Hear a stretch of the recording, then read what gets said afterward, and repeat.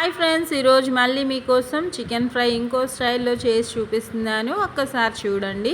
ఈ వీడియోలో చేసిన విధంగా ఒక్కసారి ట్రై చేసి మీకు ఎలా వచ్చిందో నాకు కామెంట్స్లో చెప్పండి. చూడండి ఎంత బాగుందో ముక్క, తింటే కూడా అంతే బాగుంటుంది. కలర్తో పాటు టేస్ట్ కూడా యమ్మీగా ఉంటుంది. ఎప్పుడు చేసే విధంగా కాకుండా మారుస్తూ డిఫరెంట్గా చేస్తూ నా వంటలు వీడియోస్ చూస్తూ మీరు ట్రై చేస్తూ మీకు ఎలా వస్తున్నాయో నాకు కామెంట్స్లో చెప్పండి. నా వీడియో నచ్చితే లైక్ చేయడం మర్చిపోకండి ఫ్రెండ్స్. ఇప్పుడు ప్రాసెస్ ఇంగ్రీడియంట్స్ చూసేద్దాము. 1/2 kg చికెను, ఒక పెద్ద సైజు ఉల్లిపాయలు 2 పొడవుగా కట్ చేసుకున్నాను. పచ్చిమిర్చి ఒక 5 చిన్న పీసెస్ చేసుకున్నాను. 1/2 kg చికెను నీట్గా కడిగి కట్ చేసి పెట్టుకున్నాను. ఇప్పుడు స్టవ్ మీద పాన్ పెట్టేసుకొని ఆయిల్ ఒక 6 to 7 స్పూన్స్ వేసుకోండి. ఫ్రై కాబట్టి కాస్త ఎక్కువగానే పడుతుంది. వేసేసుకొని ఇదిగోండి కట్ చేసి పెట్టుకున్న ఆనియన్స్ని హై ఫ్లేమ్లోనే ఫ్రై చేసేసుకుంటున్నాను. ఇలా అవి కాస్త ఫ్రై అయిన తర్వాత గోల్డెన్ బ్రౌన్ కలర్ వస్తుంది. ఆ కలర్ వచ్చాక హాఫ్ ఆనియన్స్ని పక్కకు తీసి పెట్టుకుందాము, చూపిస్తాను. ఈలోపు చికెన్ని కాస్త మ్యారినేట్ చేసుకుందాము. అది కూడా ఎలాగో చూపిస్తాను క్లియర్గా. చికెన్ వేసేసుకొని ఒక బౌల్లో, దానిలో ఇప్పుడు 1/2 స్పూన్ పసుపు సరిపోతుంది, ఎక్కువగా అవసరం లేదు. 1/2 kg కాబట్టి 1 స్పూన్ అంతా సాల్ట్ వేస్తున్నాను. కర్రీకి సరిపడా వేస్తున్నాను. ఒకవేళ సరిపోకపోతే లాస్ట్లో కర్రీ అయిపోయేటప్పుడు చెక్ చేసుకొని వేసుకుందాము. ఇదిగోండి కారం ఒక 1 స్పూను సరిపోతుంది.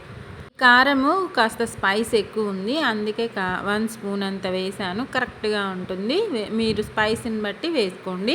ఇంకా గరం మసాలా, ధనియాల పొడి అది ఒక 1/2 స్పూను వేసేసుకొని నిమ్మకాయలు 2 తీసుకున్నాను. చిన్న నిమ్మకాయలు 2 తీసుకొని ఇలా రసాన్ని మొత్తం పిండేసుకుందాము. నీట్గా పిండేసుకొని దాన్ని మిక్స్ చేసుకుందాము. దానిలో కాస్తంత పెరుగు కూడా వేస్తున్నాను. ఒక 2 స్పూన్స్ అంత పెరుగు వేసుకొని చక్కగా కలిపేసుకొని, అల్లం పేస్ట్ వేయడం మర్చిపోయాను, ఇంకా లాస్ట్లో వేసుకుంటున్నాను. 2 స్పూన్స్ పెరుగు, అల్లం పేస్టు 1/2 స్పూన్ వేసాను. వేసేసుకొని చక్కగా మిక్స్ చేసేసుకొని, అప్పటికప్పుడు పట్టుకున్నాం కాబట్టి ఫ్రెష్గా బాగుంటుంది. ఫ్లేవరు ఎక్కువగా ఏం పట్టదు ఈ ఫ్రై కోసము. చక్కగా మిక్స్ చేసుకొని పక్కన పెట్టేసుకుందాము. మన ఆనియన్స్ ఫ్రై అయ్యేలోపు ఇది కాస్త నానినట్టు అవుతుంది. ఈలోపు మన ఆనియన్స్ చూడండి బ్రౌన్ కలర్స్ వచ్చేసాయి కదా. ఈ కలర్ వస్తే సరిపోతుంది, మరీ డార్క్ బ్రౌన్ అవసరం లేదు. ఇంకా హాఫ్ వంతు వరకు ఈ ప్లేట్లోకి తీసుకుంటున్నాను. మిగిలిన హాఫ్ కళాయిలోనే ఫ్రై కోసం అలానే ఉంచేస్తున్నాను. ఈ హాఫ్ వంతు చల్లారిన తర్వాత ఏమేమి ఇంగ్రీడియంట్స్ వేసి మిక్సీ పట్టాలో చూపించి చెప్తానమాట. ఇదిగోండి ఇప్పుడు ఈ ఆనియన్స్ ఫ్రై అయిపోయాయి కదా. ఇదే ఆయిల్లో మనం మ్యారినేట్ చేసి పెట్టుకున్న చికెన్ ఒక 1/2 అవర్ మ్యారినేట్ అవుతే సరిపోతుంది మనం ఈ ఫ్రై అయ్యేదాకా.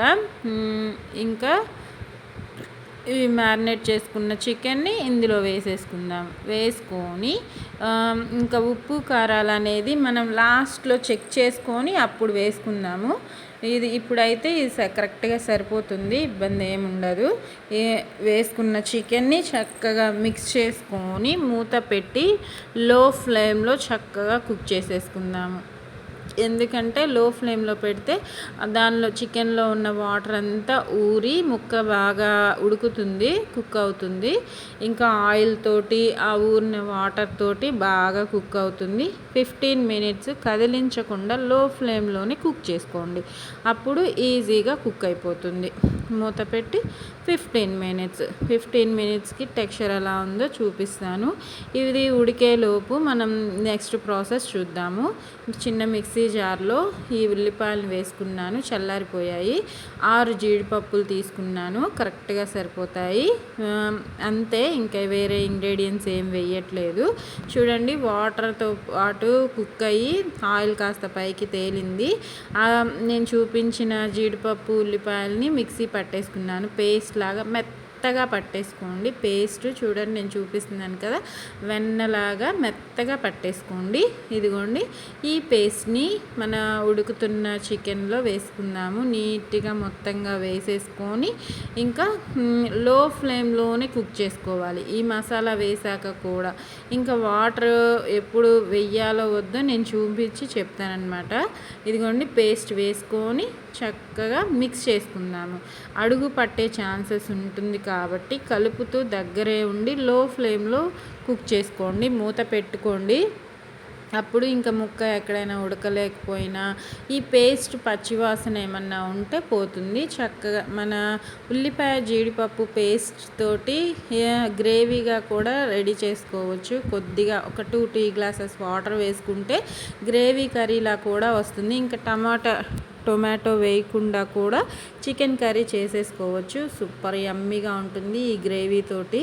ఒక్కసారి ఇలా కలిపేసుకొని నీట్గా మూత పెట్టుకొని లో ఫ్లేమ్లో మాత్రమే కుక్ చేసుకోండి. ఎప్పుడు చికెన్లు మటన్లు తినే వాళ్ళకి డిఫరెంట్గా తింటూ ఉంటే తిన్నట్టుగా ఉంటుంది కదా. ఎప్పుడు ఒకేలా తింటూ ఉంటే మనకి టేస్ట్ అంతా అనిపించదు. ఇదిగోండి నేను చూపించిన విధంగా కలిపేసుకొని ఇంకా వారానికి మేమైతే 1 టైమేనండి తినేది. ఈ వంటలు చూసి అందరూ డైలీ తెచ్చేసుకొని చేసేసుకుంటున్నాం అంటారు. ఆ వీడియోస్ అప్లోడ్ చేయడానికి టైం పడుతుంది కదా మనకి, అందుకే నేను వరుసగా ఇలా అప్లోడ్ చేస్తూ ఉంటాను. చికెన్ తింటూ ఉన్నా కూడా మంచిదే కదా. ఇదిగోండి దగ్గర పడిపోయింది చూడండి కర్రీ మాత్రం. ఆ పేస్టు అడుగు పట్టే ఛాన్సెస్ ఉంటుంది. మళ్ళీ చెప్తున్నాను, దగ్గరే ఉండి 3 మినిట్స్కి ఒకసారి మిక్స్ చేసుకుంటూ ఉంటే మన చికెన్ కర్రీ చికెన్ ఫ్రై వస్తుంది. కర్రీలా కాకుండా మీరు కర్రీలా కావాలంటే ఆ పేస్ట్ వేసాక 1 టీ గ్లాస్ కానీ 2 టీ గ్లాసెస్ వాటర్ కానీ వేసుకోండి. సూపర్ గ్రేవీ కర్రీ వస్తుంది. చపాతీలోకి యమ్మీగా ఉంటుంది. మన ఫ్రై అయితే దగ్గర పడిపోయింది. ఒక 10 to 15 మినిట్స్లో రెడీ అయిపోయింది చూడండి. కలర్ఫుల్గా దగ్గర పడిపోయింది. ఫ్రై రెడీ అయిపోయినట్టే. మీకు నచ్చిందా? తినాలనుందా? చేసుకోండి ఫ్రెండ్స్, తినండి, ఎంజాయ్ చేయండి. మీకు ఎలా వచ్చిందో వండాక కామెంట్స్లో చెప్పండి. నా చికెన్ ఫ్రై అయితే అద్దిరిపోయింది. ఒక్కసారి పేస్ట్ వేసి ట్రై చేయండి. సూపర్ హిట్గా వస్తుంది. చాలా యమ్మీగా ఉంటుంది. నేనైతే సైడ్ పప్పుచారు చేశాను. రసమైనా పెట్టుకోవచ్చు, యమ్మీగా ఉంటుంది. లేకపోతే చపాతీలో అయినా డైరెక్ట్గా అయినా తినేసేయచ్చు. అంత బాగుంటుంది ఫ్రెండ్స్. ఆరోగ్యంగా తినండి, సంతోషంగా ఉండండి. ఎప్పుడు ఒకేలా కాకుండా డిఫరెంట్గా ట్రై చేయండి. మీరు ట్రై చేసిన వంటలు కూడా నాకు షేర్ చేస్తూ కామెంట్ చేస్తూ ఉండండి ఫ్రెండ్స్. ఓకేనా? Bye friends.